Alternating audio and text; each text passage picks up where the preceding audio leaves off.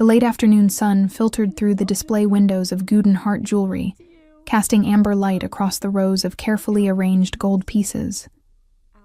I straightened a particularly delicate filigree bracelet for the third time that hour, my movements precise despite the exhaustion settling into my bones. 6 years working retail had taught me that presentation was everything, even when your feet ached and your smile felt painted on. My reflection caught in the glass case. 32 years old, unremarkable features that Niels had made sure I understood were my greatest failure. Look at you, Sophie. You're too plain for me. You always were.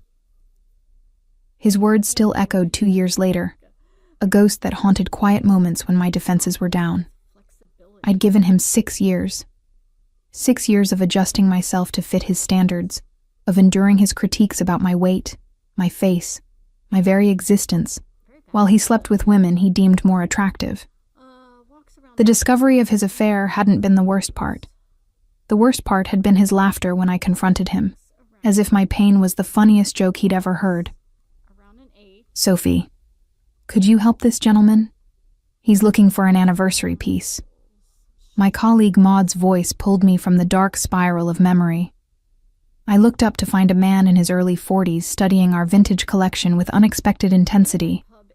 Tall, broad-shouldered, dressed in a charcoal suit that screamed quiet wealth rather than flashy success. Something about the way he moved suggested a man accustomed to commanding rooms without raising his voice. Of course. I moved toward him, my practiced professional warmth settling over me like a familiar coat. Good afternoon. What kind of piece were you considering? He turned, and I found myself looking into eyes the color of steel, sharp, assessing, but not unkind. There was something almost predatory in his gaze, yet it didn't make me uncomfortable. Instead, it felt like being truly seen for the first time in years. Something meaningful, he said, his voice carrying a slight Dutch accent that suggested old Amsterdam money. Not just expensive, meaningful. It was a refreshing change from the usual customers who pointed at price tags rather than craftsmanship. I gestured toward our antique section. These pieces have history. Each one tells a story. Like you, he said, so quietly I almost missed it. My hand stilled over a Victorian brooch. I'm sorry? You have a story. His gaze was direct but not invasive. I can see it in how carefully you touch each piece, like you understand what it means to be valuable but overlooked. The observation was too close, too accurate. I'd spent 2 years rebuilding myself after Niels, 2 years learning to see my own worth after being told I had none. This stranger had no right to see through me so easily. My pulse quickened, not entirely from discomfort. The pieces speak for themselves, I said, keeping my voice professional. This brooch, for example, is from 1890, handcrafted by a master jeweler in Amsterdam. The detail work is extraordinary. See how each pearl is individually set? I'm Lars van Dyck. He extended his hand, cutting through my deflection with elegant efficiency. And I'm not really here for an anniversary gift. I hesitated before shaking his hand. His grip was warm, firm, respectful. A working man's hands despite the expensive suit, calloused in unexpected places. Then why are you here, Mr. Van Dyck? Because I've walked past this shop 6 times in the past month, and each time I've watched you treat every customer like they're royalty, even when they don't deserve it. A slight smile touched his lips. I wanted to see if you were real, or if I'd imagined such genuine kindness. Heat crept up my neck. This was either the most romantic thing anyone had ever said to me, or the opening line of a very elaborate scam. At 32, I'd learned the difference between charm and sincerity, usually. But there was something about Lars van Dyck that bypassed all my carefully constructed defenses. That's very kind, but I'm just doing my job. No. His voice was certain, absolute. You're doing something more. I saw you last week with that elderly woman who couldn't afford the necklace she wanted. You found her something just as beautiful at half the price and convinced her it was better. I remembered Mrs. Peterson, her arthritis-gnarled hands trembling as she counted out bills for her granddaughter's birthday gift. The commission would have been better on the expensive piece, but the joy in her eyes when she left had been worth more than money could measure. She was on a fixed income, I said simply. The less expensive piece suited her needs better. Lars studied me for a long moment, and I had the unsettling feeling he was cataloging every detail.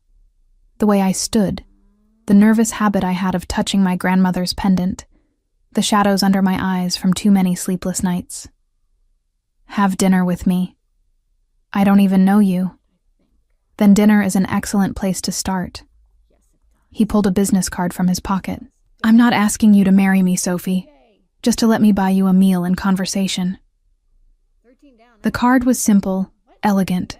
Lars Van Dyke, private investment management. A phone number, nothing more. No flashy logo, no unnecessary information. The kind of discretion that suggested either old money or something darker. I should mention, he continued, his honesty almost brutal in its directness, that I have a somewhat complicated reputation in certain circles. If you look me up online, you'll find very little. This is intentional. I value privacy. The warning should have sent me running. Instead, it made me curious. Most men would have hidden that particular red flag behind charm and misdirection. Complicated how? I help people manage wealth that sometimes comes from uncomfortable sources. I don't ask questions I don't want answered, and in return, I'm very good at what I do. His gaze held mine, unflinching. I'm telling you this because I don't want you to feel deceived later. I'm not a good man by conventional standards, Sophie. But I've never lied to a woman I cared about, and I don't intend to start. My breath caught at the implication that he already cared, that this wasn't just idle flirtation. I should have said no. Should have smiled politely and sent him on his way. But something in his directness, his willingness to show me his shadows before asking me to step into the light, made me pause. After Niels, I'd promised myself I'd never ignore red flags again. But Lars wasn't hiding his flags. He was waving them openly, giving me the choice. That felt different somehow. One dinner, I heard myself say, somewhere public. His smile transformed his face, softening the hard edges into something almost vulnerable. Saturday, 7 o'clock? There's a small restaurant near Prinsengracht that makes the best stampot you've ever tasted. Stampot on a first date? I couldn't help smiling. Not exactly romantic. Romance is overrated, he said. Comfort food and honest conversation are underrated. But if you prefer, I can take you somewhere expensive where we'll both pretend to be people we're not. Stampot sounds perfect. He nodded, satisfaction evident in the slight curve of his mouth. I'll text you the address. And Sophie? He paused at the door, turning back. Wear whatever makes you comfortable. I'm not interested in impressing other people. Just you. After he left, Maud materialized at my elbow, her eyes wide. Who was that? He looked at you like you were the most precious piece in the entire shop. Just a customer, I said, but my fingers touched the business card in my pocket, feeling its weight. No customer looks like that, Maud insisted. That was a man with intentions, serious intentions. She wasn't wrong, but as I returned to arranging the displays, my mind kept drifting back to steel gray eyes and the unsettling feeling that Lars Van Dyke had seen something in me I'd worked hard to hide, the broken pieces I'd carefully glued back together after Niels shattered me. The memory of my ex surfaced unwanted, vivid, and cruel. 6 years of my life given to a man who had criticized every aspect of my appearance while cheating with women he deemed more attractive. The final confrontation still burned when I let myself remember it, his laughter echoing in the hallway of the apartment we'd shared. You're too plain for me, Sophie. Too ordinary. Did you really think I'd stay faithful to someone like you? I'd walked away that night with nothing but my dignity and a determination to never again let someone else define my worth. The past 2 years had been about rebuilding, about learning to see myself through kinder eyes, about finding value in things beyond physical appearance. My phone buzzed with a text from an unknown number. De Koperen Plug, Prinsengracht 287, Saturday, 7 p.m. Looking forward to it. L. Simple, direct, no games. I found myself smiling as I typed back. See you there. Maud peered over my shoulder. You're actually going out with him? It's just dinner. Sophie de Vries, I've known you for 2 years, and I've never seen you look at anyone the way you looked at that man. She squeezed my arm. Be careful, but also, be open. Not every man is Niels. The words settled over me like a benediction. Not every man is Niels. I'd been operating under the assumption that they were. That trust was a luxury I couldn't afford. But maybe, just maybe, it was time to take a calculated risk on something, on someone, who might be different. The rest of the week passed in a blur of ordinary moments, punctuated by unexpected texts from Lars. Nothing intrusive, just small observations. A photo of morning light on the canal with no caption needed. A quote from a book he was reading about the difference between price and value. A question about my favorite flower that felt like he genuinely wanted to know the answer. Peonies, I'd texted back. But they're impractical. They don't last long. Beautiful things don't need to last forever to matter, he'd replied. The response had made me cry, though I couldn't have explained why. Maybe because Niels had always valued permanence over beauty, practicality over passion. Maybe because Lars seemed to understand something fundamental about treasuring things in the moment, rather than demanding they last forever. Saturday arrived with unseasonable warmth for late September. I stood in front of my modest closet, suddenly paralyzed by the simple question of what to wear. Lars had said to be comfortable, but what did that mean? The safe black dress felt like hiding. The blue sundress felt too hopeful, too vulnerable. In the end, I chose a simple cream sweater and well-fitted jeans, my grandmother's gold pendant at my throat. The only piece of jewelry I'd kept when I'd pawned everything else to pay for my tiny apartment after leaving Niels. Comfortable, authentic, me. De Koperen Plug was exactly as advertised. A small neighborhood restaurant with weathered wooden tables and the smell of home cooking wafting from the kitchen. Lars was already there, standing when I entered, wearing dark jeans and a navy sweater that made his eyes look even more intense. No pretense, no performance. You look beautiful, he said simply. Not sexy, not hot, not any of the conditional words Niels had used when he wanted something from me. Beautiful, like it was a fact, not a negotiation. Thank you. I slid into the seat across from him, my heart doing something complicated in my chest. You were right about the smell. It's incredible. Wait until you taste the food. He signaled the waiter, who greeted him by name with genuine warmth, then turned his full attention to me. Tell me something real, Sophie. Not the polite first date version. Something true. The directness should have been off-putting. Instead, it felt like relief, like permission to drop the mask I wore for the world. I'm scared, I admitted. Of this, of you, of what it might mean to let someone close again. Good, he said, surprising me. Fear means you're taking it seriously. I'd worry more if you weren't scared. What about you? Are you scared? He considered this, his fingers tracing the rim of his water glass in a gesture that seemed unconscious. Terrified. I'm 42 years old, Sophie. I've never brought a woman to this restaurant. I've never wanted to share the parts of my life that matter.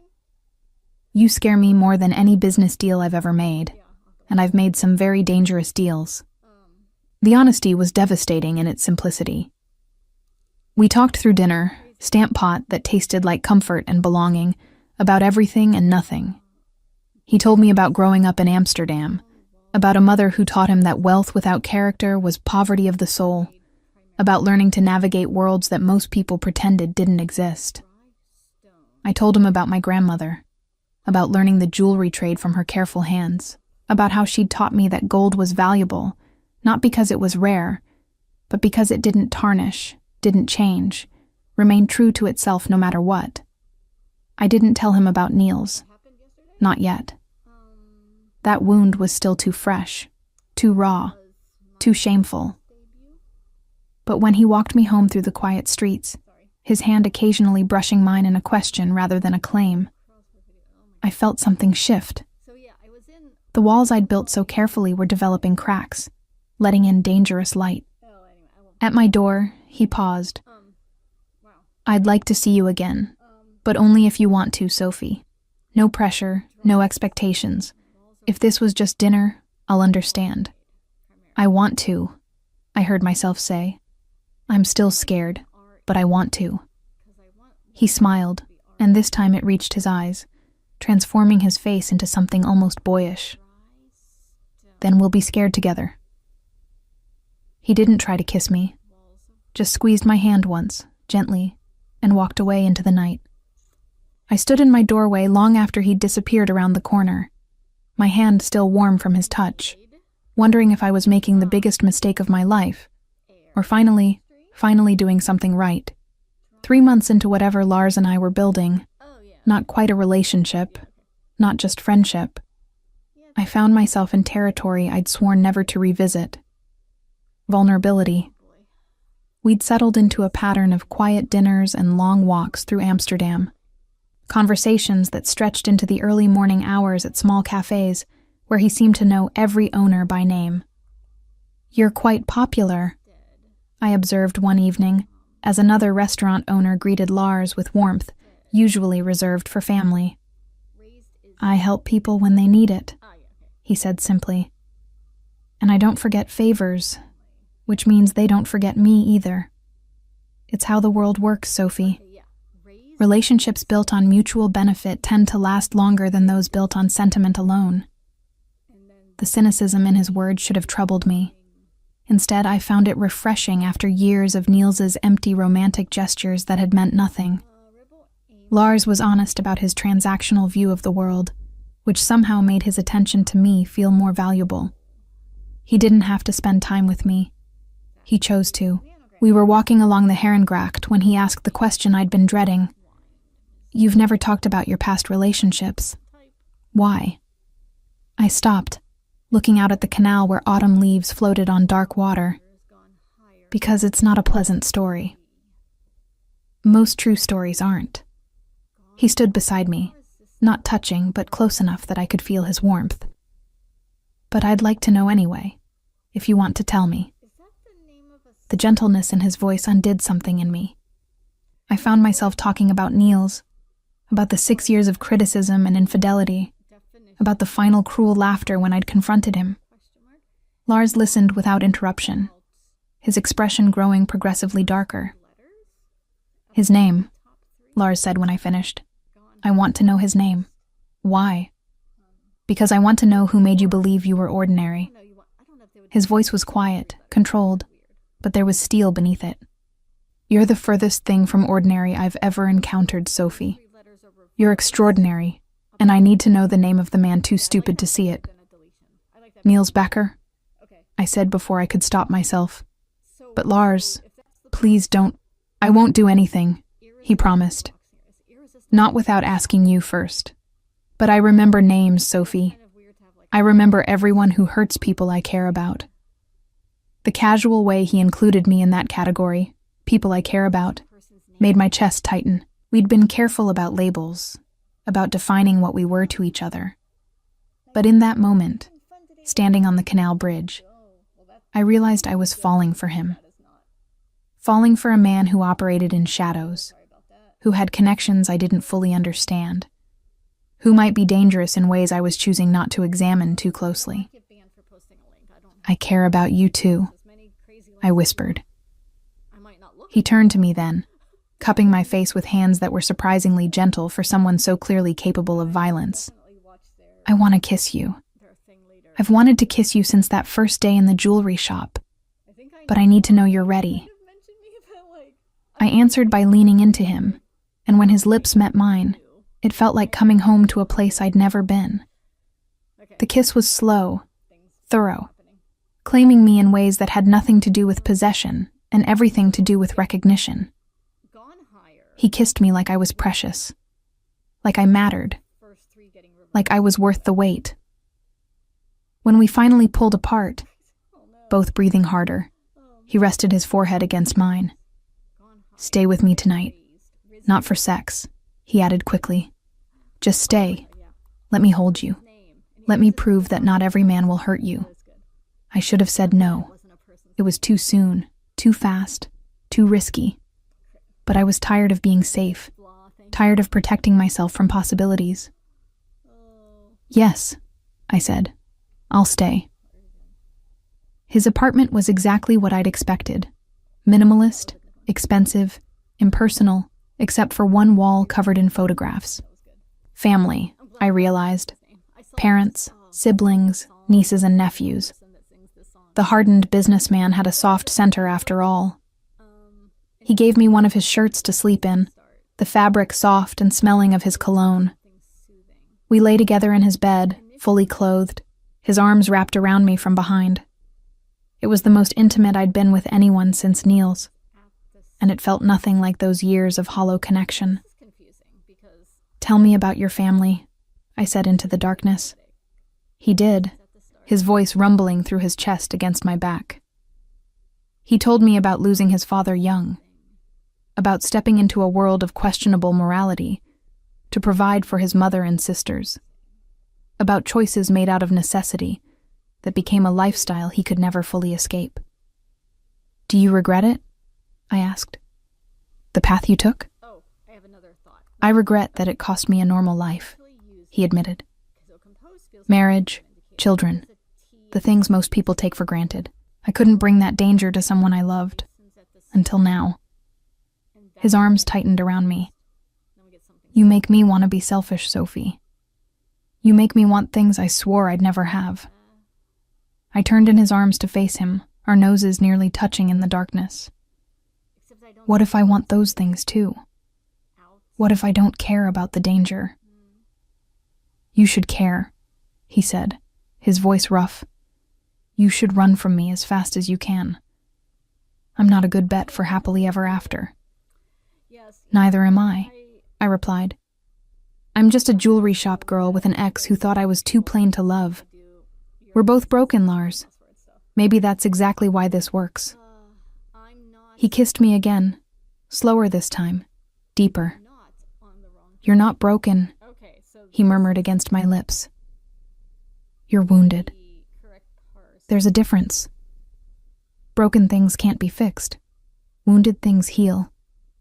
I fell asleep in his arms that night, feeling safer than I had in years.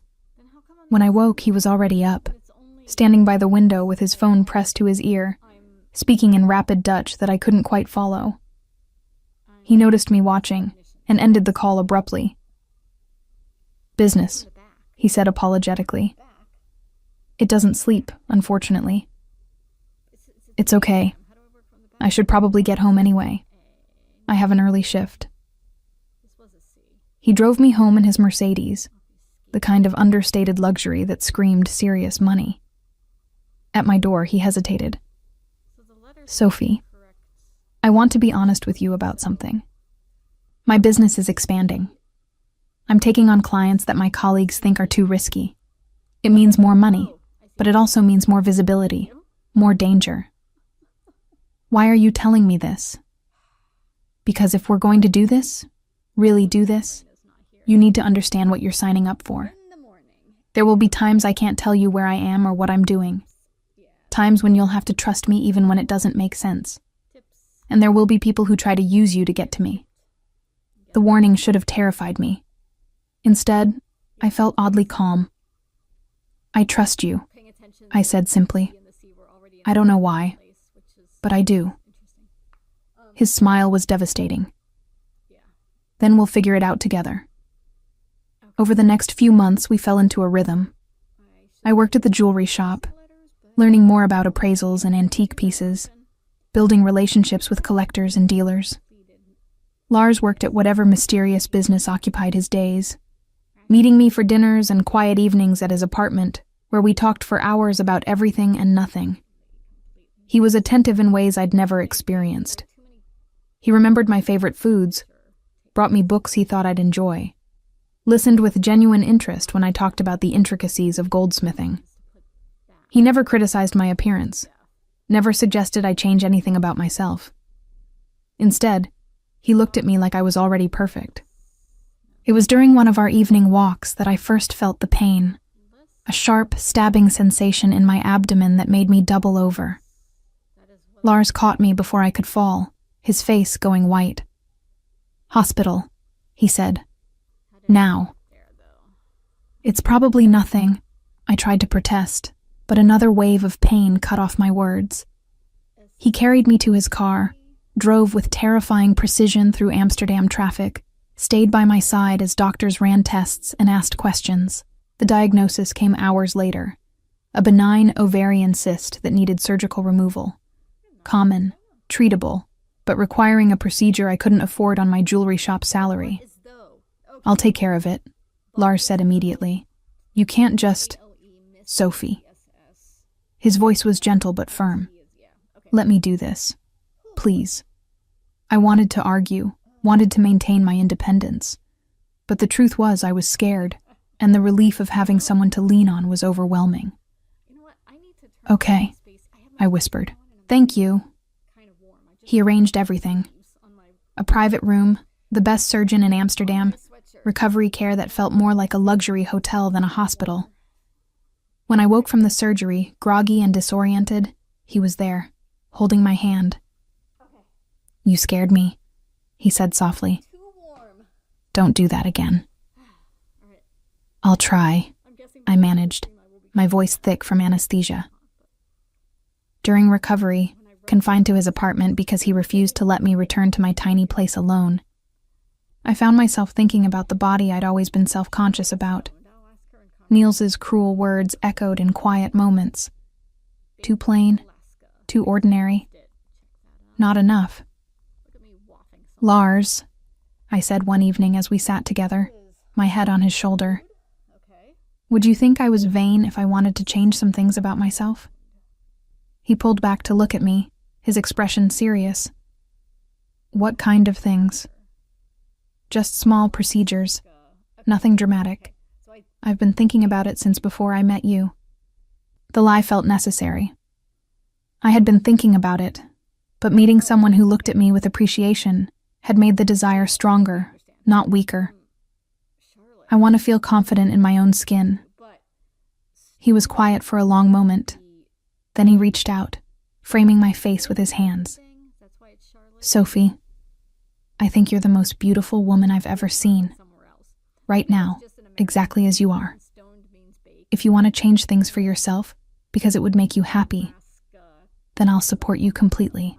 But if you're doing it because you think you're not enough," his voice roughened, "you're already more than enough. You're everything."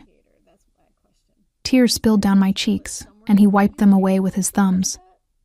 "Do it if it's for you," he continued. "Not for me, not for anyone else, but know that I already see you as a masterpiece." The procedures were subtle, a slight refinement to my nose, better contouring to my face, small changes that didn't transform me but enhanced what was already there. Lars was there through all of it, never questioning my choices, always supportive.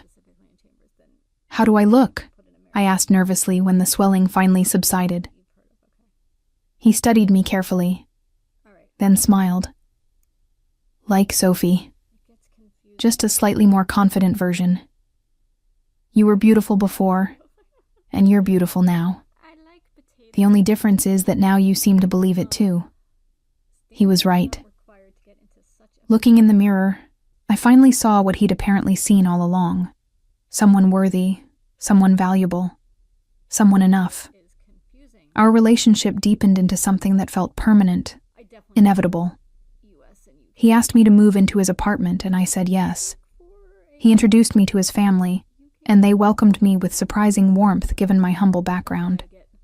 His mother pulled me aside at a family dinner. "You're good for him," she said in Dutch-accented English. "He smiles now. Real smiles, not the business ones. Thank you for that." "I love him," I admitted, saying it out loud for the first time. "I know," she replied, her eyes twinkling. "And he loves you, even if he hasn't found the courage to say it yet." But he did say it, one quiet evening as we sat together watching the canal lights reflect on the water. "I love you, Sophie de Vries." I'm not sure when it happened, but somewhere between that first day in the jewelry shop and now, you became the most important thing in my life. "I love you too," I whispered, and we sealed the words with a kiss that promised futures we were both ready to claim. Life settled into a beautiful rhythm. I'd been promoted to senior sales associate at Gowden Hart, developing a reputation for my eye for quality and my ability to connect collectors with perfect pieces. Lars's business continued to thrive in ways I deliberately didn't ask about too closely. We were happy in a way that felt hard-won and therefore more valuable. Which is why, when Niels Bakker walked into the jewelry shop on a Tuesday afternoon with a woman on his arm, my whole world tilted sideways. I was behind the counter, completing paperwork for a particularly valuable antique purchase, when I heard his voice. "This shop looks decent. Let's see if they have anything worthy of you, darling." I looked up, and our eyes met. His widened in recognition, then narrowed with something that looked almost like disgust. The woman on his arm was beautiful in a conventional way. Tall, blonde, the opposite of me in every respect. "Sophie?" He said my name like a question, like he couldn't quite believe what he was seeing. Then, his gaze traveled over me, taking in the changes, the confidence, the expensive blouse Lars had bought me. "My God, what happened to you?" "Hello, Niels," I said, keeping my voice professional despite my racing heart. "Can I help you find something?" He laughed, that same cruel laugh from 2 years ago. "You look different. Who paid for your surgery? Some desperate man finally settled for you?" The words should have hurt. 2 years ago they would have destroyed me. But now, with Lars's love as armor, they bounced off. "Is there something specific you're looking for, or are you just browsing?" "I'm serious," he pressed, moving closer to the counter. His girlfriend looked uncomfortable, tugging at his arm. "What kind of idiot would waste money making you into something you're not? You're still just plain Sophie underneath all that work." The door chimed, and I looked up to see Lars walk in. He'd said he might stop by during his lunch break, a habit he'd developed over the months we'd been together. His eyes found mine first, his smile automatic, then shifted to Niels. His expression went cold. "Good morning, my love," he said, moving to my side of the counter and kissing my temple with casual possessiveness. "Sorry I'm late. That meeting ran longer than expected." Niels's mouth fell open. You two. Lars looked at him properly for the first time, his gaze assessing and finding Niels lacking. "I'm sorry. Have we met?" "This is Niels Bakker," I said, my voice steady. "An old acquaintance." Ah, Lars's smile was all teeth, no warmth. The man who didn't know what he had. How unfortunate for him. He turned his full attention to me, dismissing Niels as thoroughly as if he'd ceased to exist. "Are you free for lunch, or should I come back later?" "I can take a break," I managed, still processing the confrontation. As we moved toward the door, Niels's voice followed us. "You think you're special now? You think some suit makes you better than what you were?" Lars stopped, turned slowly. When he spoke, his voice was quiet, deadly. "Sophie was always special. It's not her fault you were too blind and stupid to see it. Now, if you'll excuse us, we have lunch plans." We left Niels standing there, his girlfriend looking mortified. Outside, Lars pulled me into his arms. Are you okay? I am, I realized. I really am. He can't hurt me anymore. No, Lars agreed. He can't. Because you finally see yourself the way I've always seen you, as extraordinary. The encounter with Niels should have been a footnote, a brief, uncomfortable moment that passed without consequence. But that night, as Lars and I shared dinner at his apartment, I noticed him watching me with an intensity that went beyond his usual attentiveness. His fingers drummed against his wine glass in a pattern I'd learned meant he was thinking through a problem. What is it? I asked, setting down my fork. Tell me everything about Niels Bakker, he said. Not just what he did to you. Everything you know about his work, his life, his connections. A chill ran through me. Lars, I told you I didn't want revenge. I don't want to become like him, vindictive and cruel. This isn't about revenge. His voice was calm, measured. But when someone threatens what's mine, I gather information. It's how I've survived in my world for 20 years.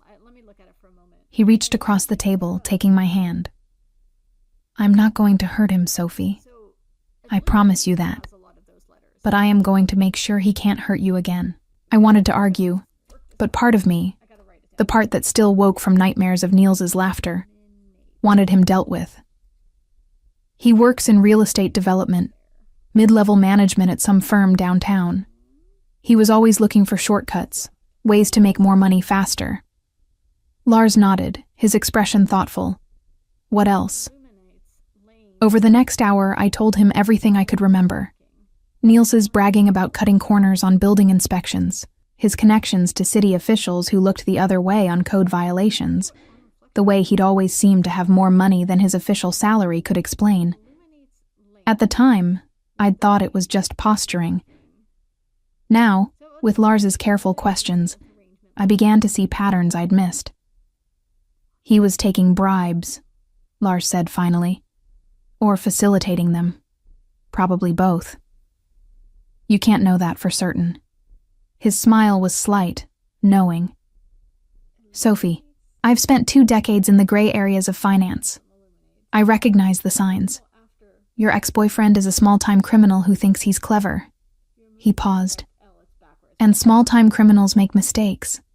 They get sloppy because they underestimate people they consider beneath them. What are you going to do? Nothing illegal, he promised. But I am going to make some phone calls, call in some favors. If Niels Bakker has been breaking laws, the truth should come out. Not as revenge, but as justice. I should have stopped him. Should have insisted we take the high road, that we move on with our lives and forget Niels existed. But the truth was, I wanted him to face consequences for once. Not just for what he'd done to me, but for all the other rules he'd broken thinking himself too clever to be caught. Okay, I said quietly, but promise me you won't do anything that could hurt you, that could bring trouble to your door because of me. He stood, moving around the table to pull me into his arms. The only trouble Niels Bakker could bring me is if I let him continue to make you doubt yourself, and that I won't allow. True to his word, Lars made calls. I didn't hear most of them, but I saw the aftermath. 3 weeks after the encounter at the jewelry shop, news broke about a massive investigation into building code violations and bribery in Amsterdam's real estate sector. Niels's firm was at the center of it, with several mid-level managers named in the initial reporting. Did you do this? I asked Lars over breakfast as I read the news on my tablet. I made phone calls to people I know who investigate financial crimes, he said carefully. I suggested they look at patterns in building permits and inspection records. What they found from there was entirely their discovery. The evidence was always there, Sophie. Someone just needed to know where to look. Within a month, Niels was fired. Within 3 months, he was facing charges. Within 6 months, his girlfriend had left him. His reputation was destroyed. and he'd been forced to sell his apartment to pay legal fees. None of it involved violence. None of it was fabricated. Lars had simply pulled back the curtain on what Niels had already done, and let the consequences unfold naturally. Do you think I'm a terrible person for feeling satisfied? I asked Lars one evening, as we watched the sunset over the canal. I think you're human, he replied, and I think you're entitled to feel satisfied when someone who hurt you faces consequences for their actions. As long as it doesn't consume you, as long as you can still move forward with your life. I can, I assured him, because I have something better to focus on. Us. Our future. He pulled me closer, his lips brushing my hair. About that future. I've been thinking. My heart began to race. We'd been together nearly a year now, and while we'd talked abstractly about forever, we'd never made concrete plans. Thinking about what? About permanence. About making this official. He pulled back to look at me, his expression serious. Sophie, I've never wanted to marry anyone. Never wanted to risk someone becoming a target because of my connections. But with you, the risk of not having you as my wife feels greater than any danger I could bring to your door. Lars, wait, he interrupted gently. Let me finish. I know I'm not an easy man to love. I know my business operates in shadows you'd probably prefer to never understand fully. I know that being with me means accepting a life that's not entirely conventional. He reached into his pocket, withdrawing a small velvet box. But I also know that every day with you is better than any day before you. And I don't want to spend another day without you being my wife. He opened the box, and I gasped. The ring was exquisite. A vintage piece, probably from the 1920s, with a center diamond surrounded by delicate gold filigree work that reminded me of the pieces in my grandmother's collection.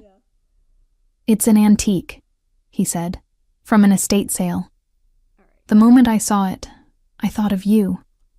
Beautiful, timeless, valuable beyond what most people could see at first glance.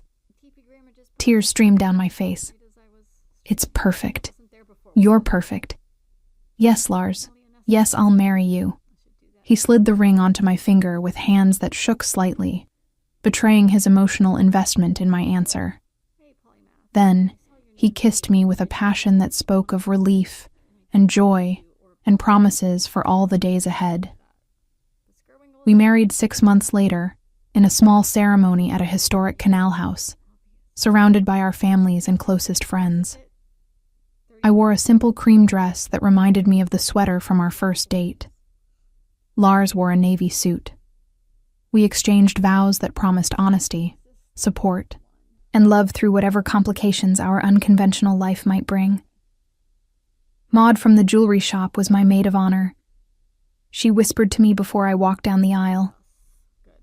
I knew from that first day he was something special. The way he looked at you, like you were the only valuable thing in the entire shop. He makes me feel that way every day, I admitted. The reception was intimate, held at the same restaurant where Lars had taken me for stamp pot on our first date. His mother gave a toast that made me cry, talking about how she'd never seen her son truly happy until he met me. My father, who had flown in from Spain where he'd retired, welcomed Lars into our family with a warmth that spoke of genuine approval. He's a good man, my father said later, pulling me aside. Different from what I imagined for you, but good. He looks at you like you're precious. That's what matters. Our honeymoon was spent in Italy, in a small villa on the Amalfi Coast that Lars had rented for 2 weeks. We slept late, ate amazing food, made love with the windows open, and the sound of the sea providing a soundtrack. It was perfect in a way I'd never imagined my life could be. I'm designing our wedding bands, I told him one morning, as we sat on the terrace overlooking the Mediterranean. If that's okay with you. I'd be honored, he said, kissing my shoulder. What kind of design? Simple, classic, Gold that doesn't tarnish, doesn't change, stays true to itself no matter what. I turned to look at him. Like us. Like what we are to each other. His smile was radiant. Perfect. Just like you. We returned to Amsterdam tanned and relaxed, ready to start our married life. I'd been promoted to manager at Guden Hart, with Maud taking over my previous position. The owner, seeing my eye for quality and my connection to high-end collectors through Lars, had given me increasing autonomy over purchasing and client relationships. "I'm thinking of offering you a partnership," Mr. Vanderberg said 3 months after my wedding. "You've brought in more business in the past year than we've seen in the previous 5. You have an eye for pieces that others overlook, and you've built relationships with collectors who trust you implicitly." I stared at him, stunned. "A partnership? I don't have the capital to—" "We'll work out terms," he interrupted. "Payment plan, percentage of profits, whatever makes sense. But Sophie, you've transformed this business. I want to make sure you have a stake in its future." When I told Lars that evening, he swept me into his arms and spun me around his apartment. Our apartment. "I'm so proud of you," he said. "You did this on your own merit, with your own talent. This is all you, Sophie." "You helped," I protested. "The connections, No." He cut me off firmly. "I may have introduced you to some collectors, but what you did with those introductions is all your talent. You earned this. Don't diminish your accomplishment." His pride in me, his refusal to let me attribute my success to him, made me love him even more. We celebrated that night, making plans for a future that felt limitless. Life wasn't perfect. Lars's business occasionally took him away for days at a time, and there were phone calls he couldn't discuss, and meetings I knew better than to ask about. But he always came home to me, always made me feel like the center of his world, always treated me like I was the most valuable thing he possessed. On our first anniversary, he surprised me with a trip back to the same villa in Italy. "I want to spend every anniversary here," he said, as we watched the sunset paint the sky in shades of gold and rose. "I want to remember every year how perfect this first year has been." "It has been perfect," I agreed. "Even with the complications." "Especially with the complications," he corrected. "Because we've navigated them together. That's what marriage is, Sophie.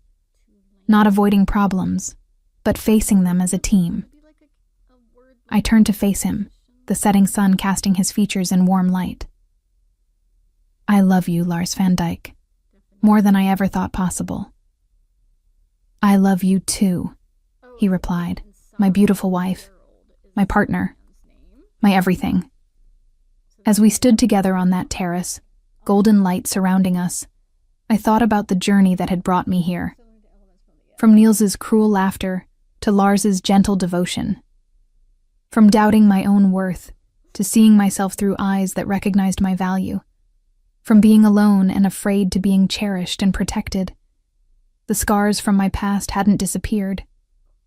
There were still moments when I heard Niels's voice in my head, still times when I doubted myself.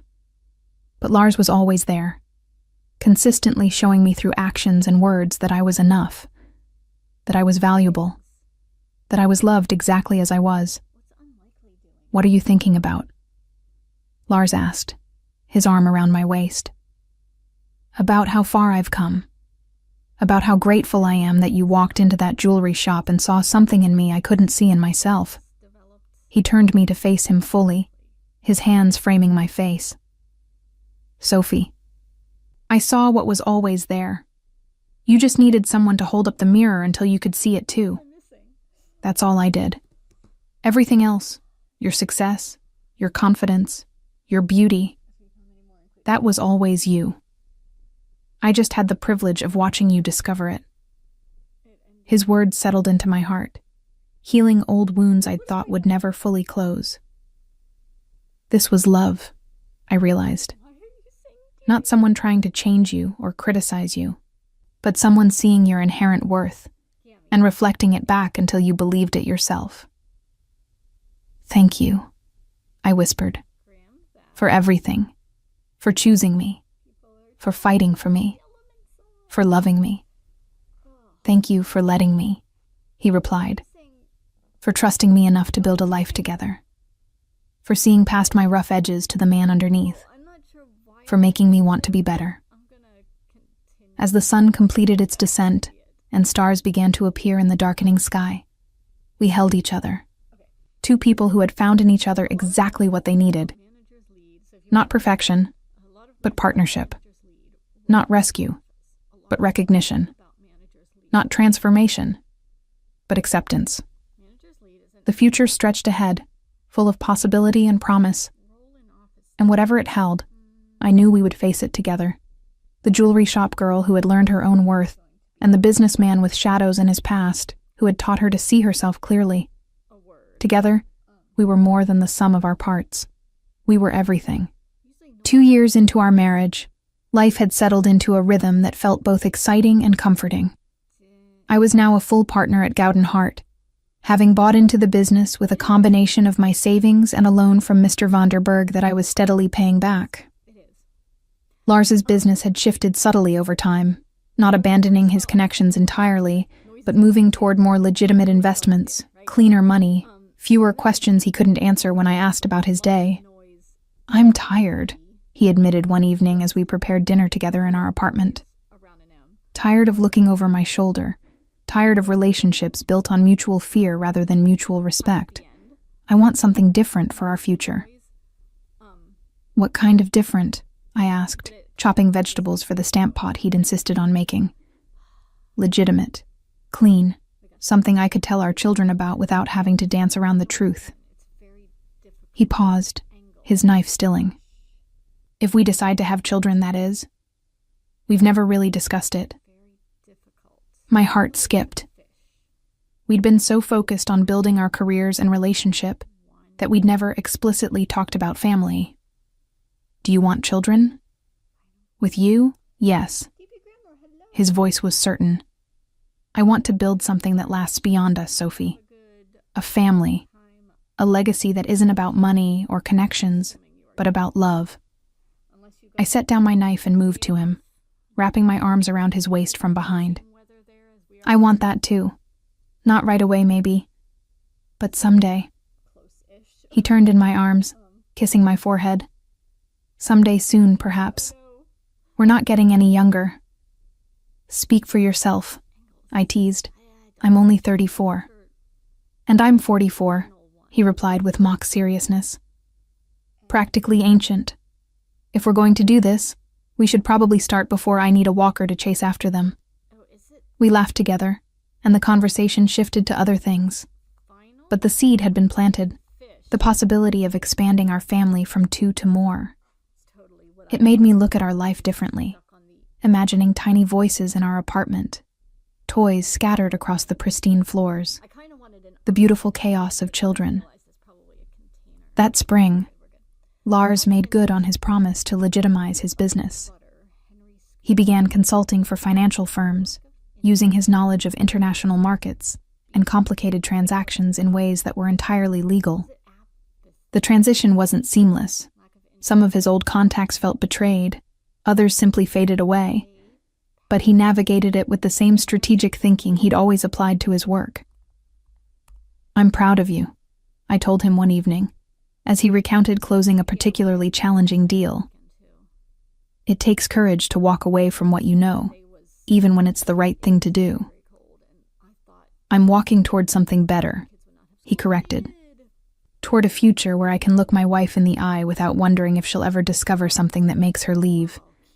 Toward becoming someone worthy of the family we might build." His vulnerability in those moments always undid me. This powerful man who had controlled so much of his world was willing to be uncertain, to be imperfect, to be human with me. At the shop, I was developing a reputation not just for my eye for quality, but for my ability to connect pieces with their perfect owners. There was something about understanding what people valued, what stories they wanted their jewelry to tell, that came naturally to me. Perhaps it was all those years with my grandmother, learning that gold wasn't just metal, but meaning. One afternoon, a young couple came in looking for engagement rings. The woman was clearly nervous, twisting her hands, barely meeting my eyes. The man was patient, encouraging, clearly in love. "We don't have a huge budget," he admitted, "but I want something special for her, something that shows how much she means to me." I thought of Lars, of how he'd chosen an antique ring that spoke to who I was, rather than buying the most expensive thing in the case. "Let me show you some pieces that might work." I guided them through our collection, watching their reactions, seeing what made her eyes light up. Finally, she paused over a simple gold band with 3 small diamonds in a vintage setting. "This one," she whispered. "It's perfect." It was one of our least expensive pieces, but her joy was genuine. I rang up the sale at cost, something I could do as a partner. When they left, her hand in his, both beaming, I felt a satisfaction that went beyond commission. "You gave that to them at cost," Maud observed, having watched the whole transaction. "I know. Don't tell Mr. Vanderberg," she smiled. "He'd approve, actually. That's why he wanted you as a partner. You understand that our real business isn't selling gold. It's helping people mark the moments that matter." Her words stayed with me. That evening I told Lars about the couple, about the way their love had reminded me of our early days. "You made their engagement perfect," he said. "That's who you are, Sophie. You see the value in things beyond their price tag." "My grandmother used to say that gold doesn't tarnish because it's true to itself," I replied. "I think people are the same way. We are most valuable when we're authentic." He pulled me close, his chin resting on top of my head. "You're the most authentic person I know, and the most valuable, in every sense that matters." Later that year, Mr. Vanderberg announced his retirement. "The shop is yours, and Maud's now," he said. "You two are the future. I'm just an old man ready to spend more time with his grandchildren." Maud and I bought him out over time, becoming equal partners in a business we both loved. We expanded slowly, carefully, maintaining the shop's reputation for quality and personal service. Under our leadership, Guden Hart became known not just for our inventory, but for our ability to find the perfect piece for each client. "You've built something remarkable," Lars told me as we celebrated the shop's anniversary and our 3rd wedding anniversary at our favorite restaurant. "From a sales position to full partnership. You did that, Sophie. All you." "With your support," I countered. "I was the audience cheering you on. You were the one on stage performing." He raised his glass. "To my brilliant, talented, beautiful wife, the woman who gets more remarkable every year." I clinked my glass against his, overwhelmed by gratitude for this life we'd built together. It wasn't the life I'd imagined when I was younger, devastated by Niels's cruelty. It was better, because it was built on mutual respect and genuine love, rather than fear and criticism. That night, as we walked home along the canals, Lars stopped suddenly. "Sophie, do you remember our first walk along this canal? When you told me about Niels?" "I remember. I told you I remember everyone who hurts people I care about. I kept that promise." His expression was serious in the lamplight. "Niels filed for bankruptcy last month. Lost everything, his apartment, his savings, his reputation. He's working retail now, trying to rebuild. I should have felt satisfaction. Instead, I felt mostly indifference." "How do you know?" "I keep tabs on potential threats." He paused. "But he's not a threat anymore. He's just a man who made terrible choices and is living with the consequences. I thought you should know, in case you ever run into him." The idea of seeing Niels again didn't frighten me the way it once had. I'd moved so far beyond that chapter of my life that he felt like a character from someone else's story. Thank you for telling me.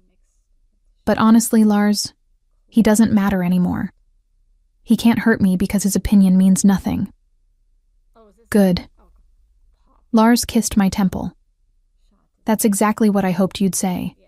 You've healed, Sophie, completely. And I'm grateful I got to witness it. We continued walking, hand in hand, talking about plans for the shop, ideas for maybe starting to try for a baby in the next year, dreams about renovating a small villa we'd seen for sale in Italy. The future felt wide open, full of possibility. What I didn't know then was that Niels had one more appearance to make in our story, that the universe had one final confrontation waiting, one last test of how far I'd come. But on that night, walking beside the man I loved more than I'd thought possible, I was simply happy. The kind of deep, settled happiness that comes from knowing you're exactly where you're meant to be, with exactly the right person, building exactly the life you were meant to live. Lars stopped me at a bridge, the one where we'd first kissed years ago.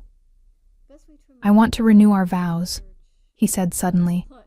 Nothing big, just us and a few close friends.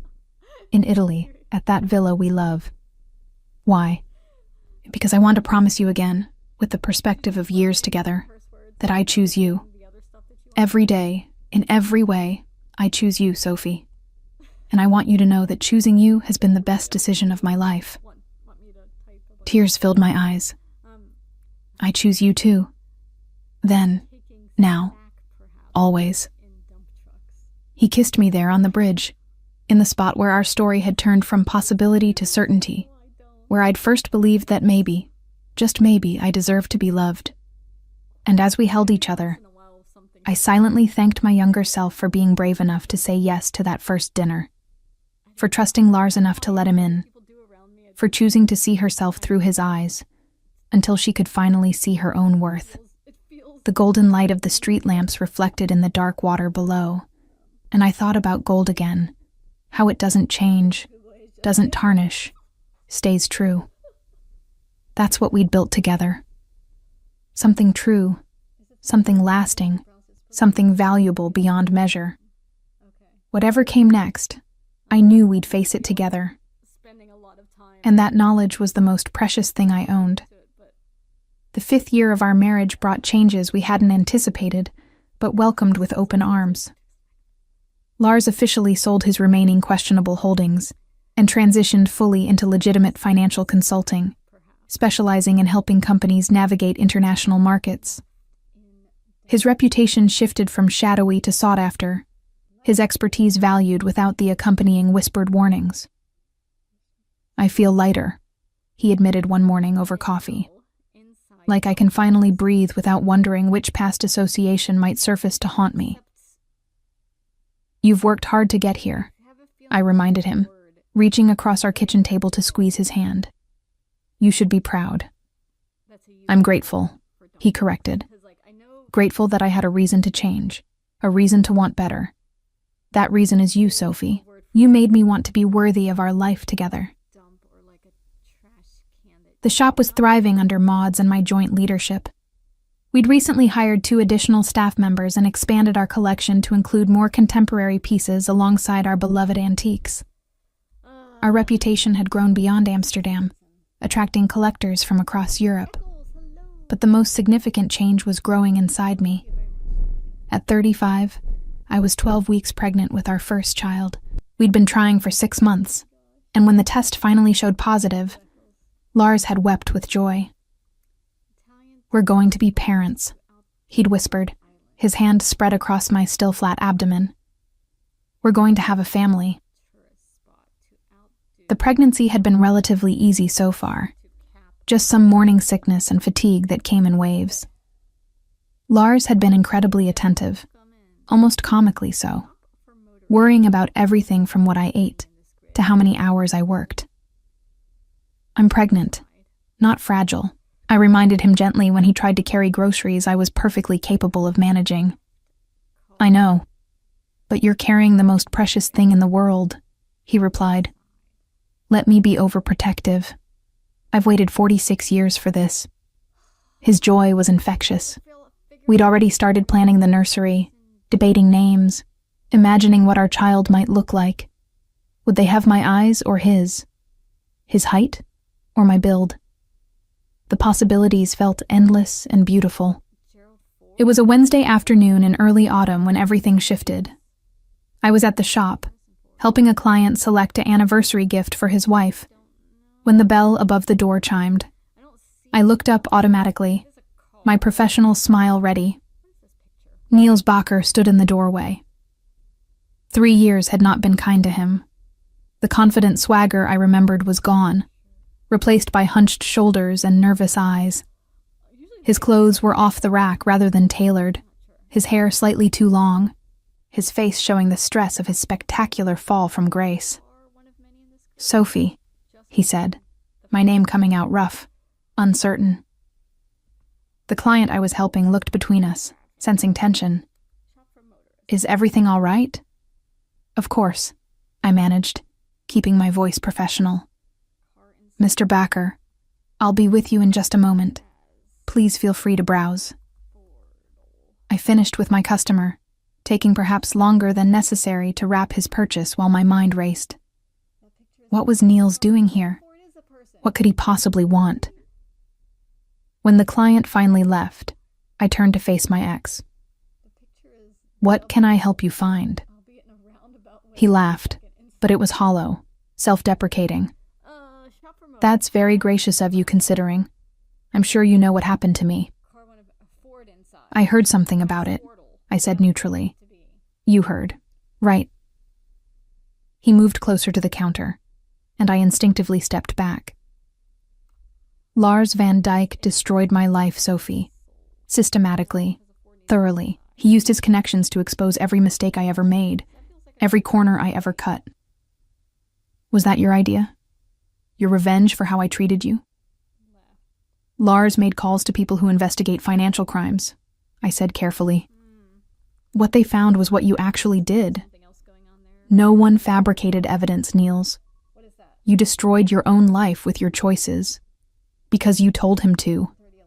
His voice rose, and Maud appeared from the back room, her expression alert.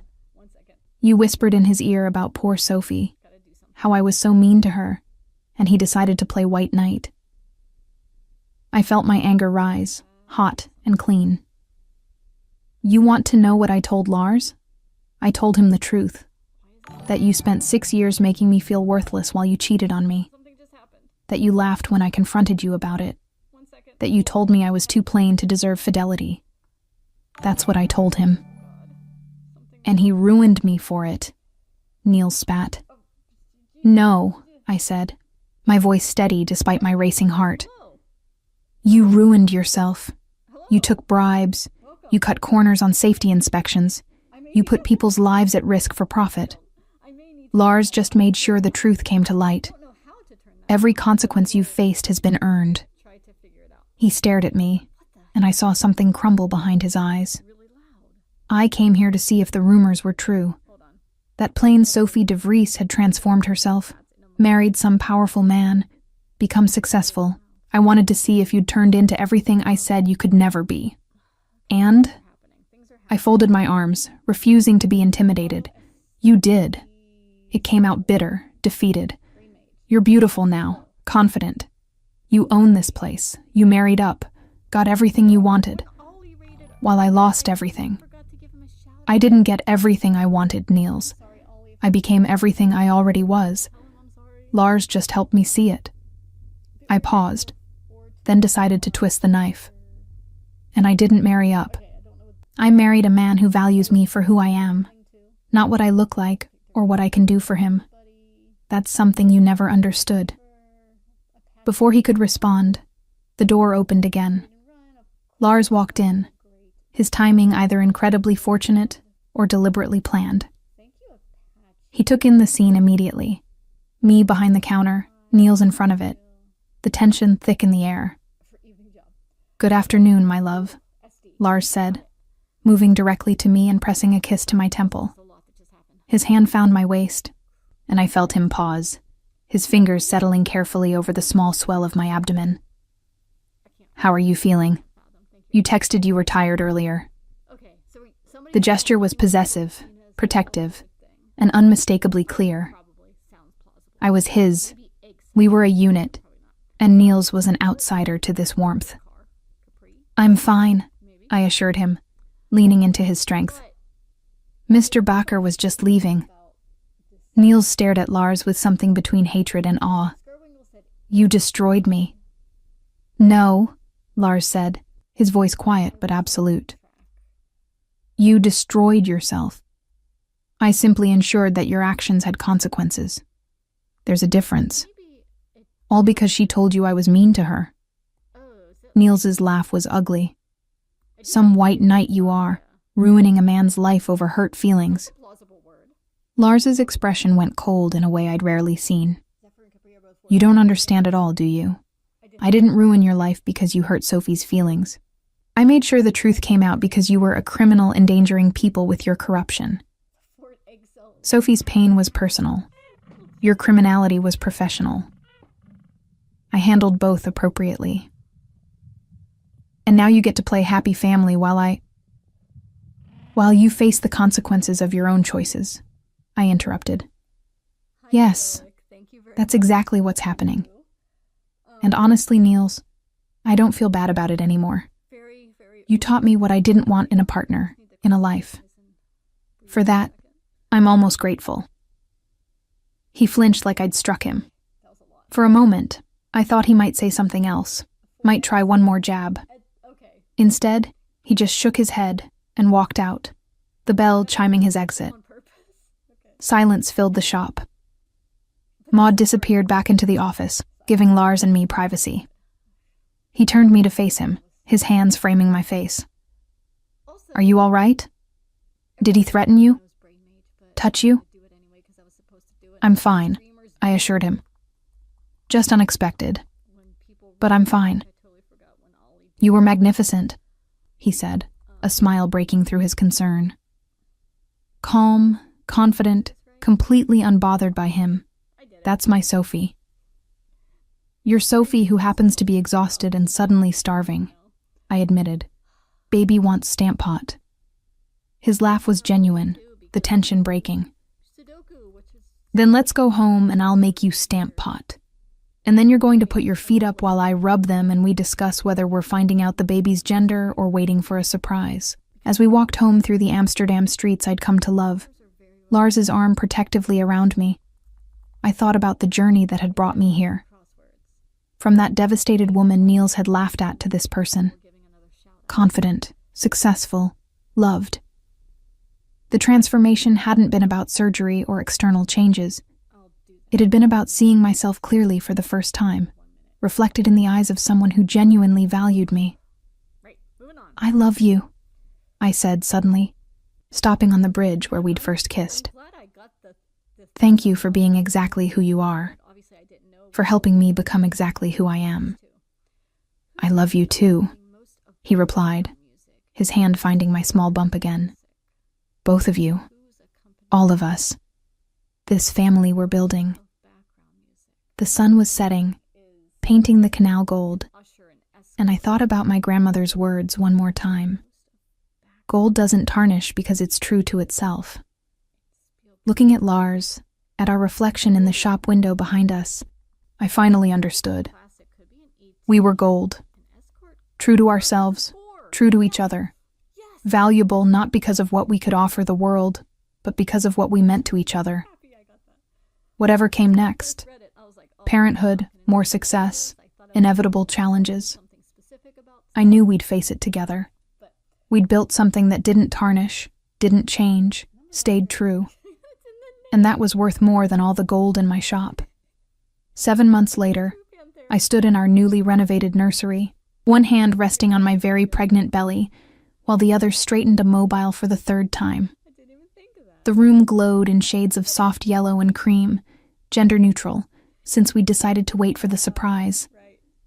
Lars had insisted on hiring a designer, but I'd overruled most of her suggestions in favor of simpler, warmer touches that felt like home. You're nesting again, Lars observed from the doorway, amusement in his voice. The mobile is perfect. It's been perfect for the last 6 times you've adjusted it. I turned to face him, taking in the sight of my husband in casual weekend clothes, his hair slightly mussed, a cup of tea in each hand. At 46, he somehow looked younger than when we'd met, the lines around his eyes from smiling rather than stress. I can't help it, I admitted, accepting the offered tea. 3 weeks until my due date, and I keep feeling like something isn't ready. Everything is ready, my love. He guided me to the glider we'd purchased after sitting in 17 different options. The room is perfect.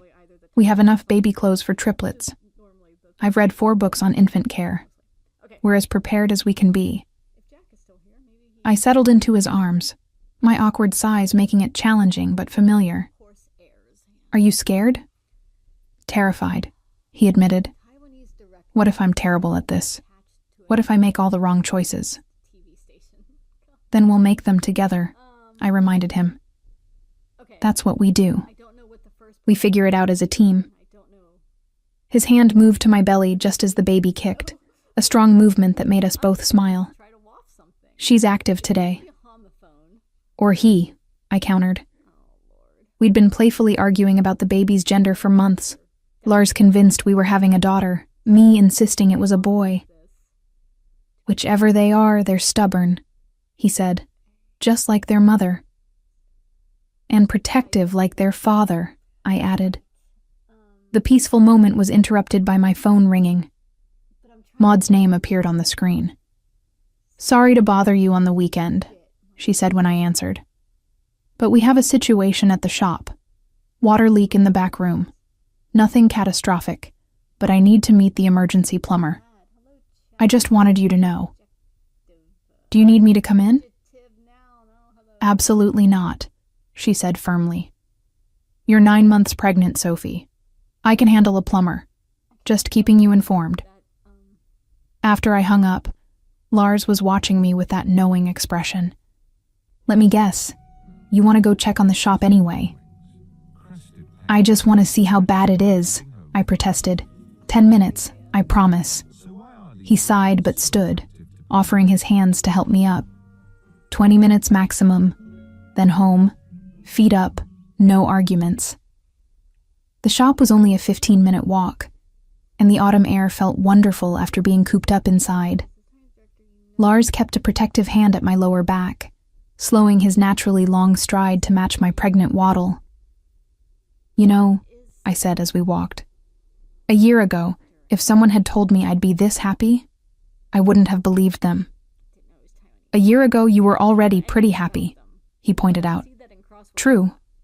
But this? I gestured to my belly, to us, to the life we'd built. This feels like something I didn't dare dream about.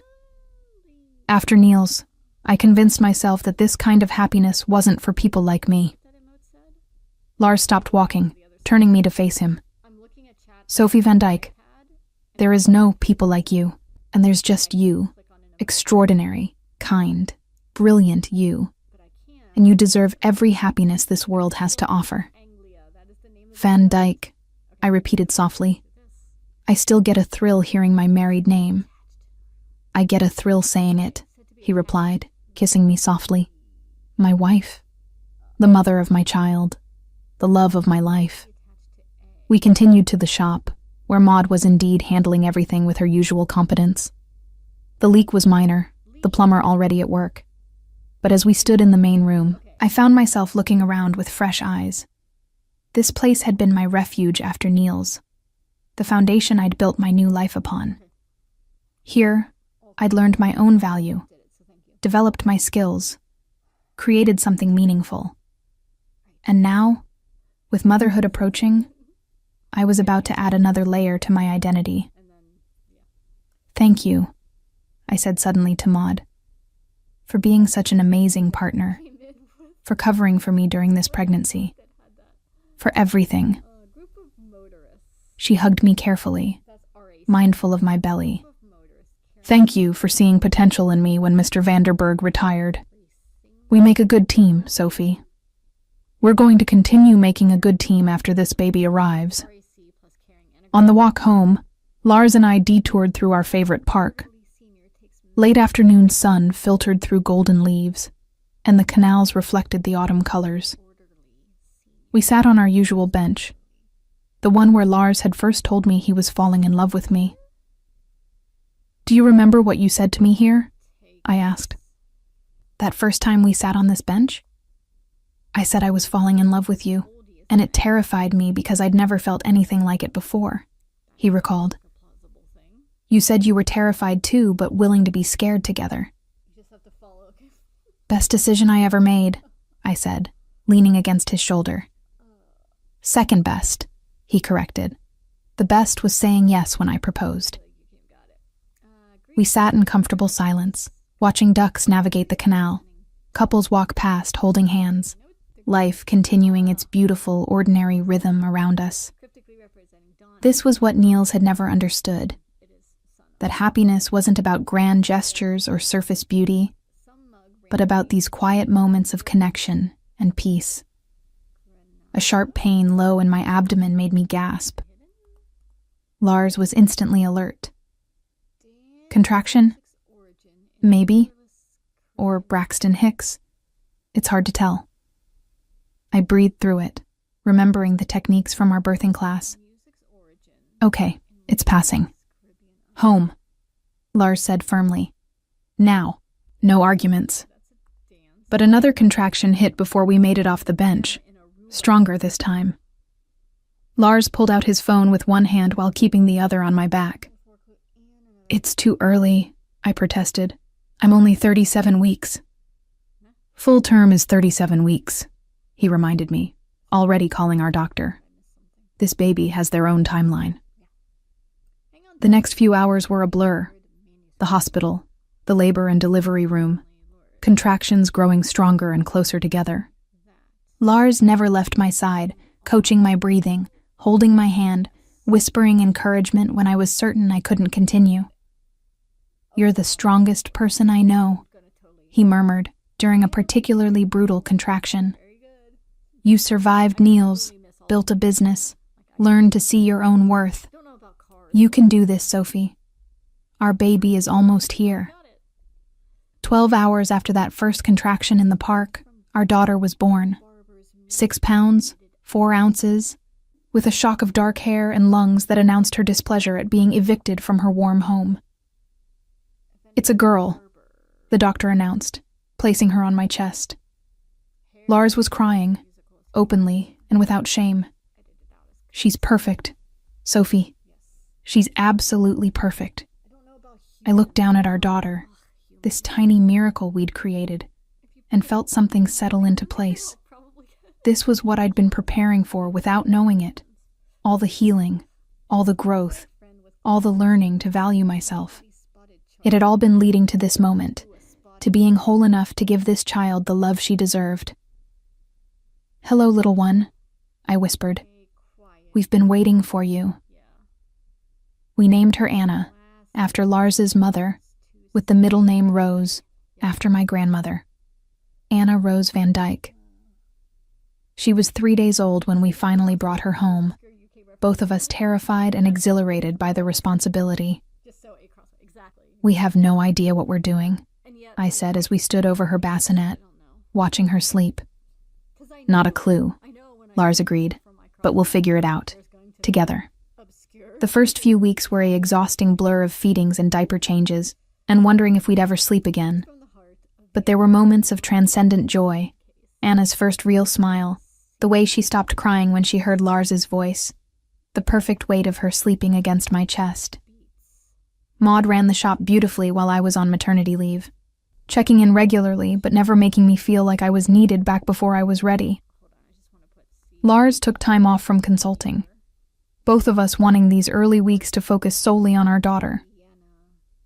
"I thought I understood love before her," Lars said one night as we sat together, Anna asleep between us. "But this is different. This is terrifying and amazing, and I'd die for her without hesitation." "I know exactly what you mean," I replied. "It's like my heart is walking around outside my body." Anna was 3 months old when Lars surprised me with an unexpected gift. We were planning a trip to Italy, to the villa we'd always loved, for a proper family vacation. But there's something else, he said, pulling out a folder of documents. I bought it. Bought what? The villa. It's ours. I thought maybe we could make it our summer home, a place for Anna to grow up running on the beach, where we can escape Amsterdam's winters. I stared at him, overwhelmed. Lars, that's a lot, I know. But I want to give you and Anna the world, Sophie. I want us to have places where we're just a family, where my past doesn't follow us, where we can be purely happy. We're already purely happy, I said, but looking at the documents, at the photos of the villa where we'd spent our honeymoon and renewed our vows, I could picture it. Anna running through those rooms, learning Italian from the local children, growing up knowing that love looked like this: generous, thoughtful, committed to building beautiful memories. When Anna was 6 months old, I returned to the shop part-time. Maud and I had worked out an arrangement where I handled acquisitions and special clients while she managed day-to-day operations. It meant I could be with Anna most of each day, but still maintain my connection to the work I loved. You're glowing, a regular client observed when I returned. Motherhood suits you? It did. But what suited me more was the complete life I'd built. Work I loved, a child I adored, a husband who cherished me. I'd gone from Niels's cruel dismissal to this abundance, not through changing who I was, but through becoming more fully myself. One afternoon, when Anna was nearly a year old and starting to pull herself up on furniture, I was at the shop when an elderly woman came in. She moved slowly, carefully examining each piece with an expert's eye. "Can I help you find something?" I asked. She looked up, and I saw tears in her eyes. "My granddaughter is getting married. I want to give her something meaningful, something that tells her she's valued for who she is, not how she looks or what she can provide. Do you have anything like that?" I thought of my grandmother's pendant, the one I still wore every day. "I have just the thing." I showed her several pieces, but she kept coming back to a delicate gold bracelet with an inscription inside. "True gold never changes." "This is perfect," she said. "May I tell you why?" Over tea, I'd learned from Lars the value of taking time with people. She told me about her granddaughter's previous relationship. A man who had criticized her, made her feel worthless, left her doubting her own value. The story was painfully familiar. But she met someone new, the grandmother continued, someone who saw her worth immediately. He helped her see herself clearly. They're getting married next month, and I want her to remember that she's gold, valuable, true, unchanging in her essential nature. I wrapped the bracelet carefully, adding a handwritten note about the meaning of gold, about staying true to yourself. When the woman left, I found myself crying for her granddaughter, for my younger self, for every woman who had to learn her worth the hard way. Lars found me like that when he stopped by with Anna. Our daughter had started walking, toddling unsteadily but determinedly toward anything that caught her interest. "What's wrong?"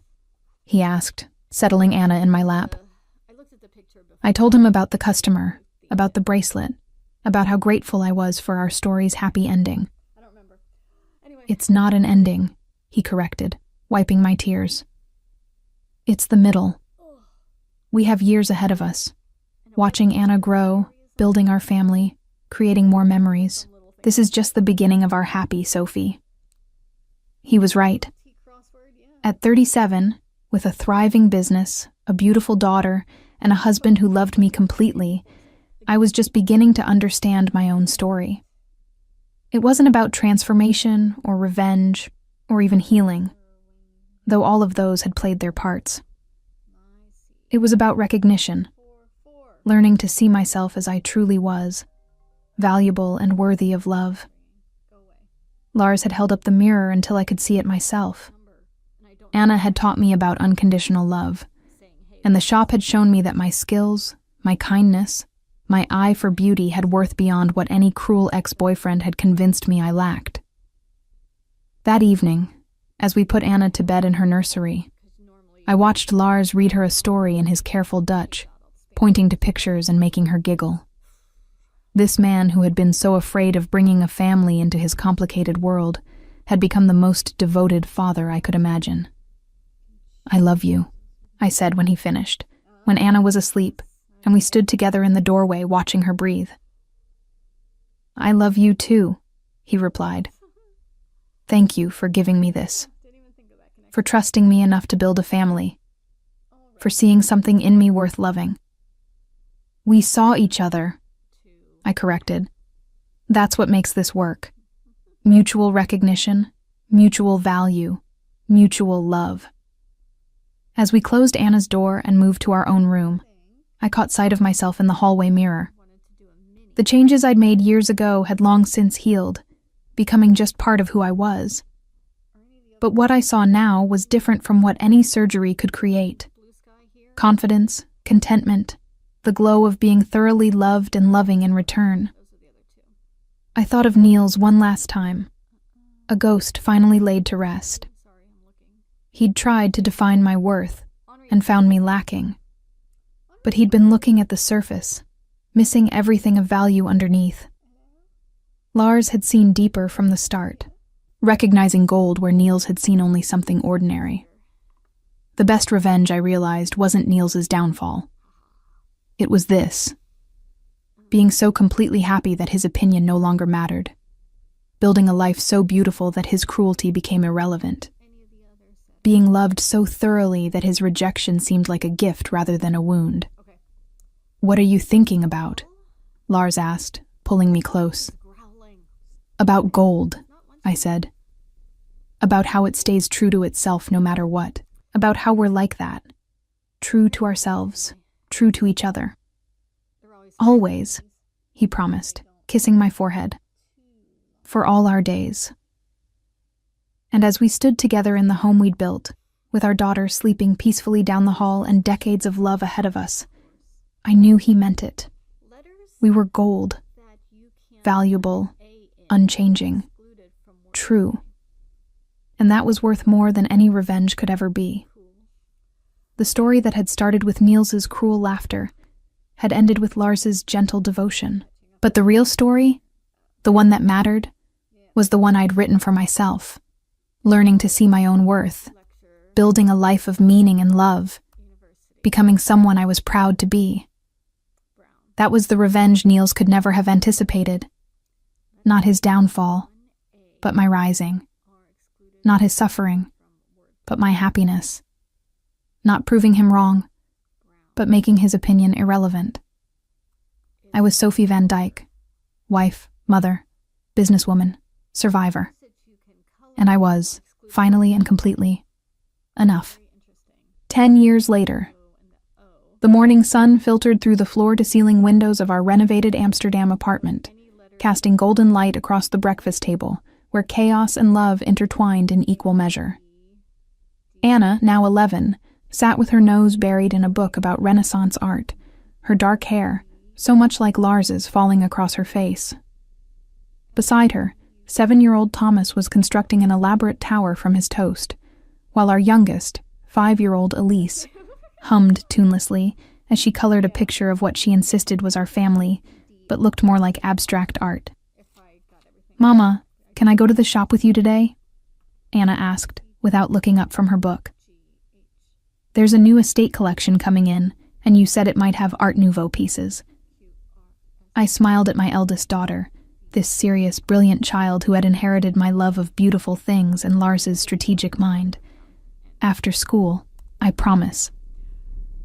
Lars appeared in the doorway, immaculately dressed as always despite the early hour. His hair now more silver than dark, but still devastating in the way it framed his face. At 55, he'd aged into distinguished rather than old, the lines around his eyes evidence of years spent smiling. "Good morning, my love," he said, dropping a kiss on my forehead before greeting each child individually, a ritual he'd maintained since Anna was born. And good morning to my 3 favorite people under 12. We're your only people under 12, Thomas pointed out with the logic of a 7-year-old. Which makes you my favorites, Lars replied, ruffling his son's hair. I watched this morning dance we'd perfected over the years, feeling the familiar swell of gratitude that still caught me off guard sometimes. This life, the children's laughter, the comfortable domesticity, the security of Lars's presence, felt like something borrowed from someone else's story. Except it was mine. Ours. Mama, why are you smiling like that? Elise asked, looking up from her coloring with paint-stained fingers. Because I'm happy, sweetheart. You're always happy, she observed with a child's simple wisdom. She wasn't wrong. At 44, I'd found a contentment I'd never imagined possible. The shop had expanded into 3 locations across the Netherlands, with Maud managing the original Amsterdam store while I oversaw acquisitions and special collections. My reputation in the antique jewelry world had grown steadily. Collectors sought my expertise, and I'd written 2 books on identifying and valuing historical pieces. But more than professional success, I'd built a family that felt like magic every single day. Lars caught my eye across the table, and I saw my own contentment reflected back. He'd fully transitioned away from his shadowy past, building a legitimate consulting empire that advised major corporations on international finance. The whispered warnings that had once followed his name had faded, replaced by respect for his business acumen and philanthropy. I have something to tell everyone, Lars announced as the children finished breakfast. I've made a decision about work. 3 young faces turned toward their father with varying degrees of interest. Anna's was intense and focused. Thomas's curious. Elise's already distracted by a bird outside the window. I'm retiring, he said simply, effective next month. The announcement stunned me. Lars, you're only 55. You love your work. I love our family more, he replied, his gaze holding mine. And I've spent the past 20 years building something professionally. I want to spend the next 20 building memories with you, and these 3 before they're too old to want me around. We'll always want you around, Papa, Anna said, her voice carrying that earnest intensity that reminded me so much of her father. Even when you're at university in a few years? He teased. Especially then. Who else will help me understand economics? After the children were dispatched to school, Lars insisting on driving them himself, another daily ritual. I stood at the window watching the canal below, processing this unexpected news. Lars came up behind me, wrapping his arms around my waist and resting his chin on my shoulder. You're worried. Not worried. Surprised. You've never mentioned wanting to retire. Because I wanted to be certain before saying it out loud, he said. Sophie, I've achieved everything I set out to professionally. But I keep thinking about time, how quickly Anna's grown, how Thomas and Elise are changing every day. I don't want to miss anything else. I turned in his arms to face him. You've never missed anything that mattered. Maybe not. But I want to be present for everything, not just the big moments. I want lazy mornings and afternoon walks, and being able to take you to Italy for a month without worrying about conference calls. His hands framed my face in that familiar gesture that still made my heart skip. I want to grow old with you slowly, savoring every moment, not rushing through years wondering where they went. What will you do with all that time? His smile was pure mischief. Well, I thought I might finally learn to properly cook something besides stamp pot. Maybe take that photography course you keep suggesting. Spend more time at the villa with the children. And... He paused, his expression growing more serious. I want to write about my father, about growing up in the world I came from, about the choices that lead people into shadows, and the harder choices that lead them back out. The idea surprised me. Lars rarely spoke about his past, though he'd been honest with the children in age-appropriate ways about his previous work. A memoir? More of a cautionary tale. Something for our children to understand where I came from and why I made different choices for them. His thumb traced my cheekbone. You changed my life, Sophie. You made me want to be better. I want to write about that transformation, about finding light in unexpected places. Tears pricked my eyes. You changed mine too. You helped me see myself clearly for the first time. Then we saved each other, he murmured, kissing me softly. Later that day, at the original Guden Heart shop, I was examining a newly acquired Art Deco collection when Maud appeared with an unusual expression. There's someone here to see you, she said. Says he's an old acquaintance. My heart did something complicated. There was only one old acquaintance who might appear unannounced. Niels? She nodded. Should I send him away? I almost said yes, but curiosity, and perhaps a desire for closure I hadn't realized I needed, made me shake my head. No, I'll see him.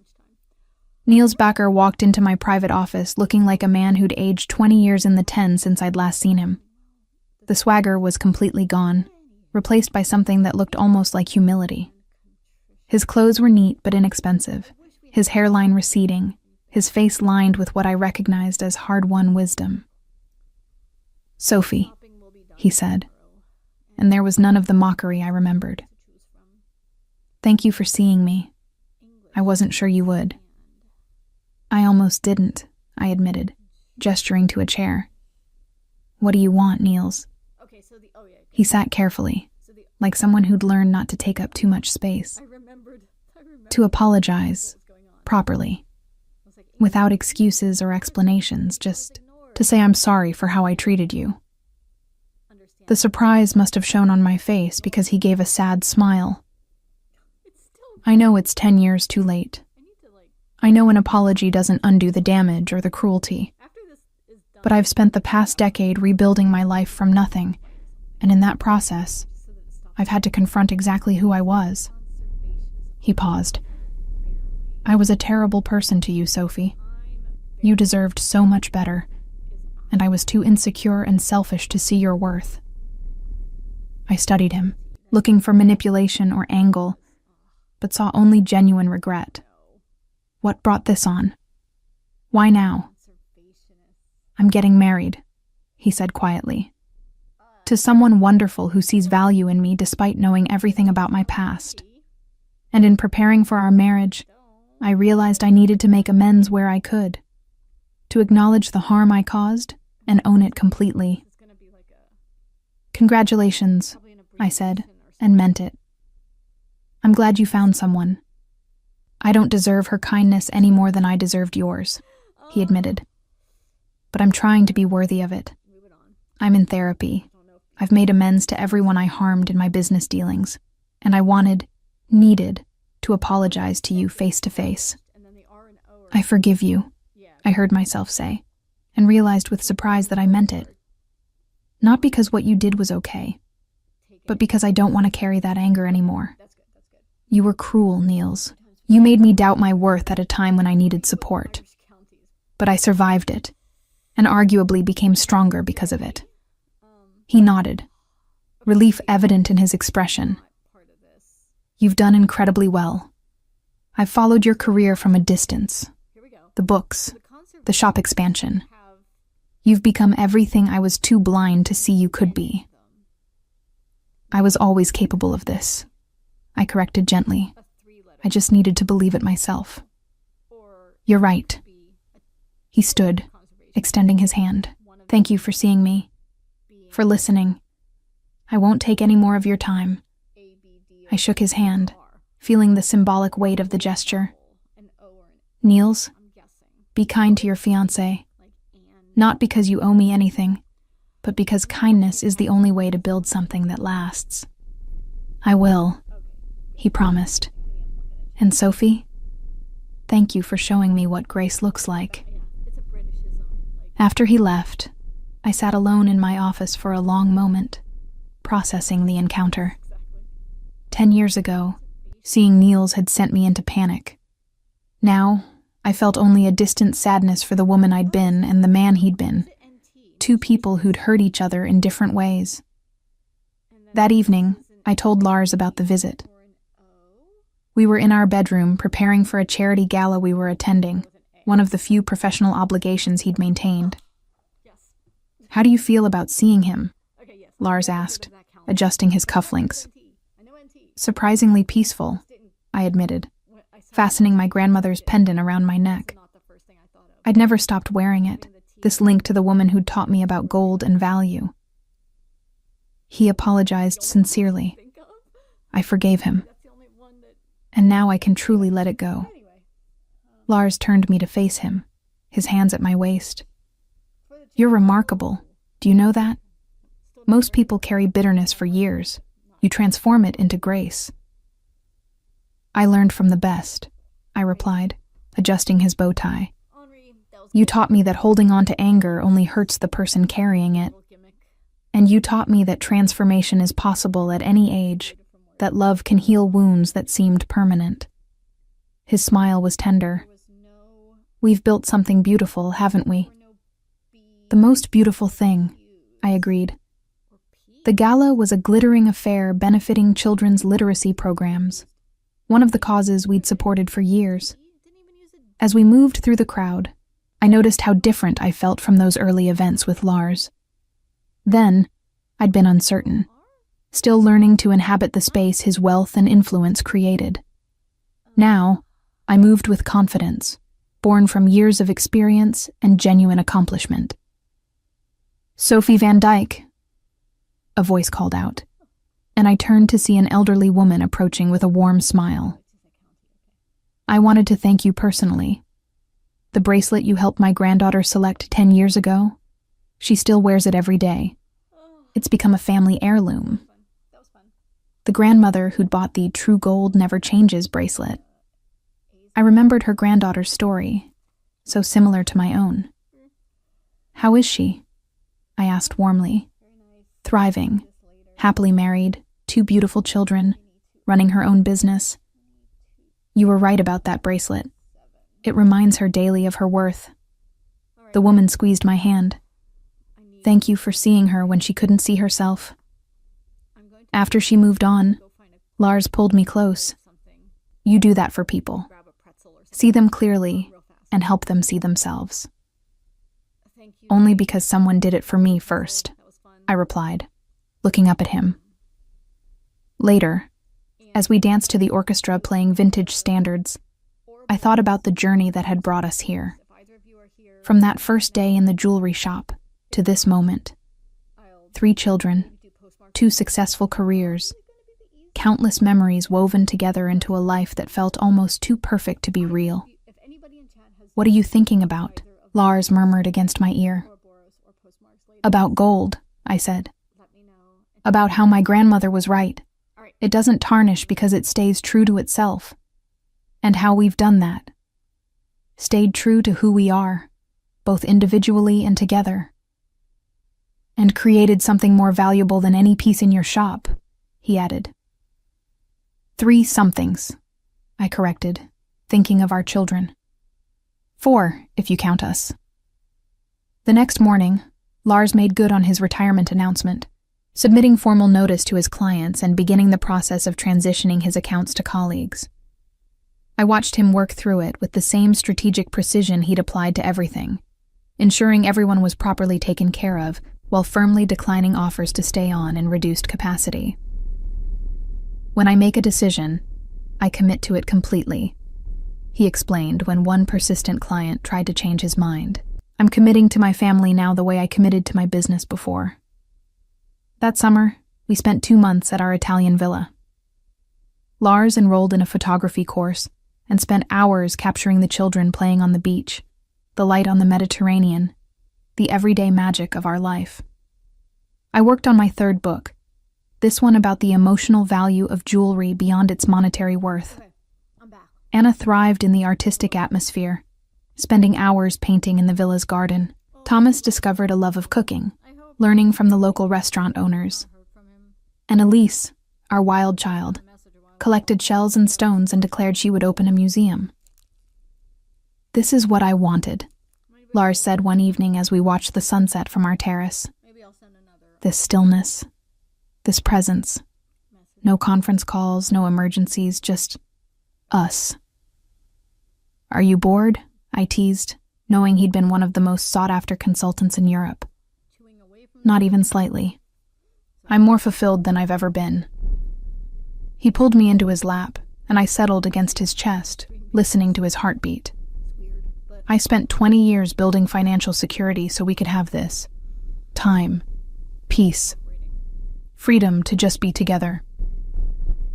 The summer stretched golden and perfect, our children growing brown from sun and confident from freedom. Anna read through our entire villa library. Thomas learned to make fresh pasta from scratch. Elise befriended every child in the village and adopted a stray cat she named Oro, Gold. In September, we returned to Amsterdam, tanned and rested and more connected than ever.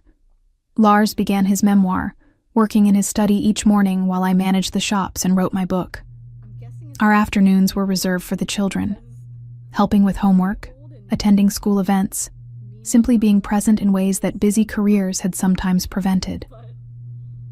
"Papa's different," Anna observed one evening as we baked cookies together, a new tradition since Lars's retirement.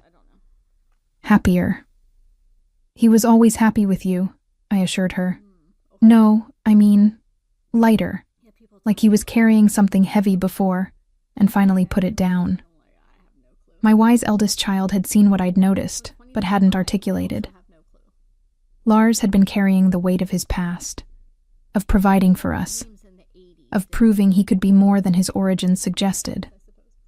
Retirement had freed him to simply be, father, husband, man at peace with his choices. That Christmas, surrounded by children and chaos and love, Lars gave me an unexpected gift. A leather journal filled with his handwriting, letters he'd written to me over the years but never sent. "I wrote to you whenever I was traveling for business," he explained as I paged through entries spanning our entire marriage. Thoughts I wanted to share but couldn't in a quick phone call. Memories I wanted to preserve. Gratitude for the life you'd given me. There were hundreds of entries. Observations about how Anna had her mother's kindness, how Thomas had my thoughtful nature, how Elise embodied both our stubborn wills. Reflections on how watching me grow more confident had been one of his life's greatest privileges. Promises to spend our old age holding hands and watching sunsets. I was crying by the 3rd page and sobbing by the 10th. "This is the most beautiful gift anyone's ever given me," I managed. "It's just the truth," he said softly. "Every word. You transformed my life, Sophie. I wanted you to know exactly how much and in how many ways." In response, I gave him my own gift, a gold pocket watch I'd found in an estate sale and had engraved with our wedding date and a single word: always. "Because that's how long I'll love you," I explained. "Always and completely."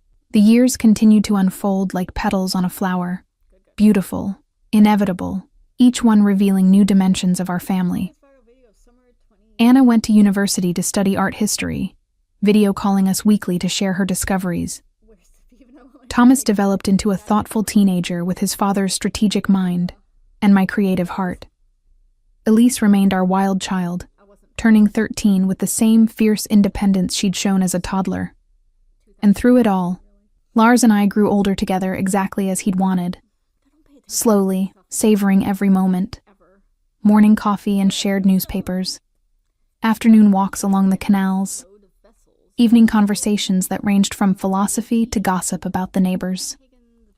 The comfortable intimacy of people who'd chosen each other daily for decades. On our 20th wedding anniversary, we returned to De Koper and Plug, the restaurant where we'd had our first date.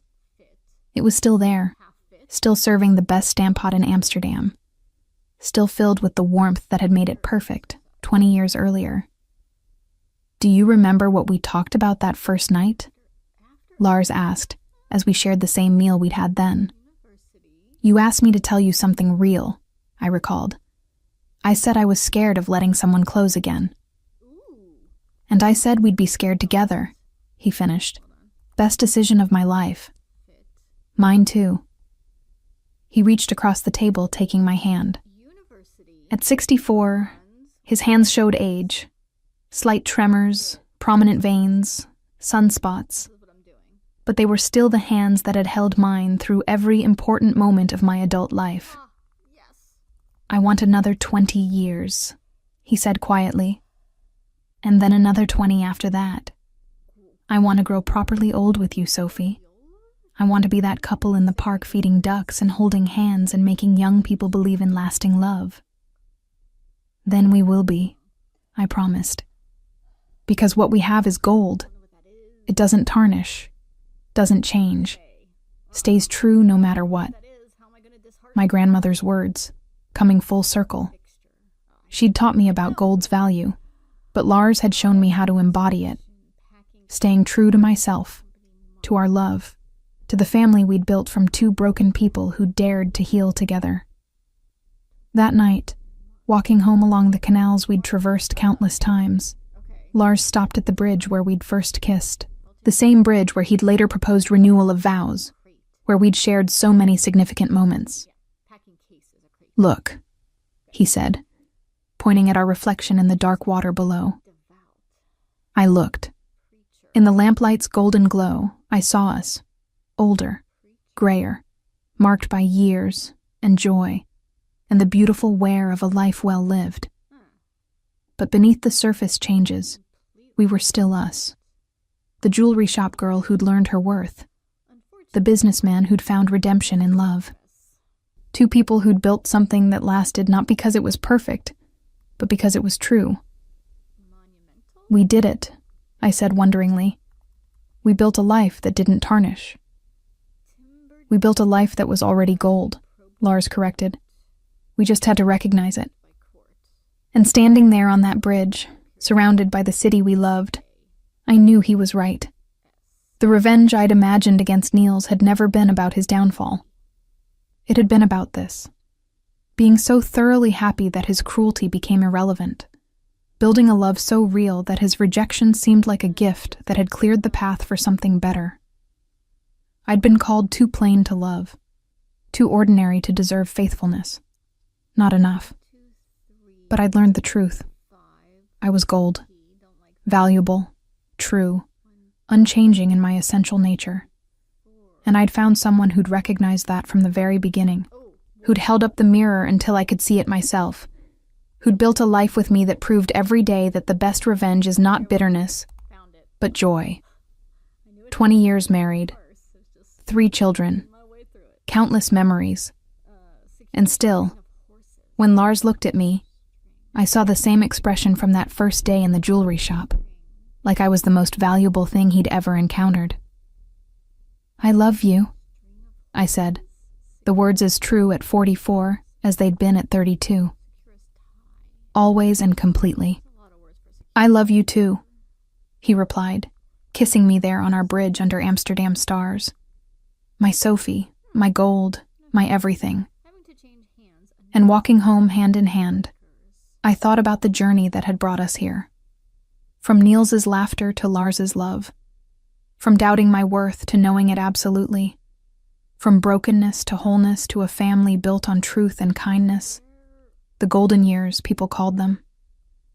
But every year with Lars had been golden, precious, valuable, true. And I had the feeling our best years were still ahead, waiting to be discovered one day at a time, one moment of grace at a time, one choice to love deeply and live fully at a time. We were gold. We'd always been gold. We just needed to recognize it in ourselves and each other. And that recognition, that mutual seeing and being seen, had transformed everything.